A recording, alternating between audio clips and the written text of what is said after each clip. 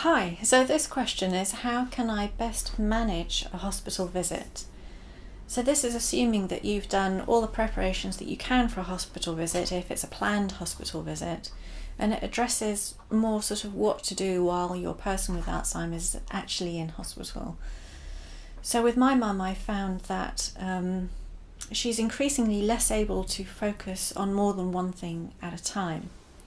So even being in a hospital ward, she finds confusing because there's always more than one thing happening at a time. It could be a patient talking to her, a patient in distress, nurses or various staff coming in and out of the ward.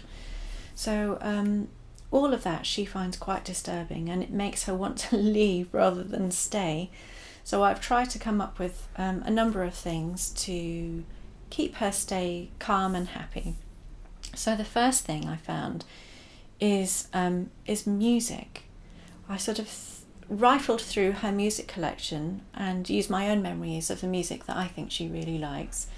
And I put headphones on and just play music out through my phone, which I always have on me, or if I have another tablet or computer on me, I might have different music on there as well.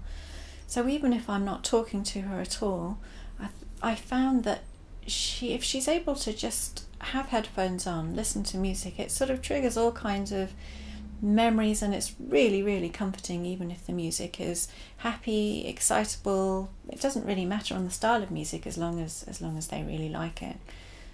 That's a great thing to use, and it can pass a lot of time, which is great, because the longer that the music is being listened to, the more relaxed they are and the more they distance themselves from everything else that's happening in the ward.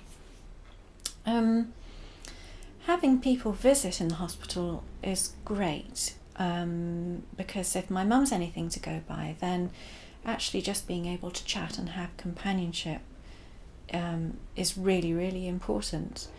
And actually my mum's increasingly less able to do things like read a book, follow a story. So in terms of if I was to bring her any literature, what I would do is I've stopped bringing her books. I've stopped bringing her the broadsheets, which she really used to enjoy reading, and now I bring her things with really kind of simple stories.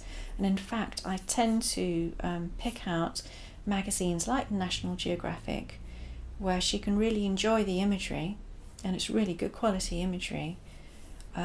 Or other magazines, maybe something to do with gardens, so that there is some text, but everything is quite concise, and also there's a lot of really lovely imagery. In elderly wards in hospitals, I discovered that they have jigsaw puzzles, and I was really interested in that.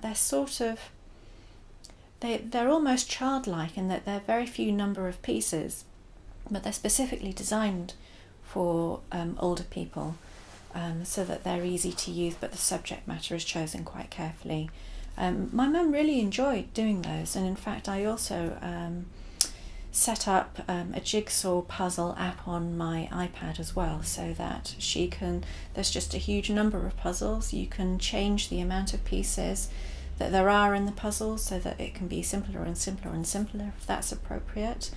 So it's a really interesting trick, so that there's some kind of intellectual challenge, but it's manageable and it's fun, and it can be done, together, which is always really nice.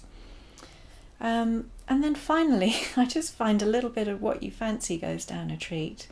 So some people love hospital food. My mum's okay about it, but I find just get a little bit of what you fancy is really nice, and it kind of livens up a hospital visit. So I'll often go and get her a hot chocolate, because she doesn't really drink hot chocolate. It's a really simple thing, but she just really sort of, almost like a child, really enjoys the taste and the comfort, and it's something new and it's something different. So best managing a hospital visit is anything you can think of to bring a little bit of joy and happiness and calm. If you have any more questions about that, just send me a tweet to answers to Alz, and I'll do my best to answer. Okay, thanks.